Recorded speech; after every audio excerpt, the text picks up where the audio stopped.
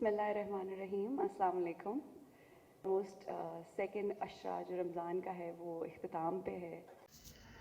कराची के निजी होटल में शौकत खानम हस्पताल की फ़ंड रेजिंग के लिए अफ्तार डिनर का अहतमाम किया गया, जिसमें मुल्क के नामवर फ़नकारों ने शिरकत की, जिनमें अदाकार नुमान इजाज़, अदाकारा माया अली और उनके साथ साथ मोस्ट गॉर्जियस ब्यूटीफुल अदाकारा यमुना जैदी और अदाकारा माहिरा खान शामिल हैं। इन तमाम फ़नकारों ने फ़ंड रेजिंग तकरीब में शिरकत की और ना सिर्फ इसमें शिरकत की बल्कि जो डोनर्स आए हुए थे उनके साथ तस्वीर भी बनवाई, सेल्फियाँ भी बनवाई और तमाम डोनर से इस बात की अपील की कि वो इस कार खैर में शौकत खानम मेमोरियल कैंसर अस्पताल के लिए बढ़ चढ़ कर फंड रेजिंग करें, ताकि जो लोग मुस्तहिक हैं उनका इलाज हो सके और बहुत सी ज़िंदगियों को कैंसर जैसे मूजी मर्ज से बचाया जा सके।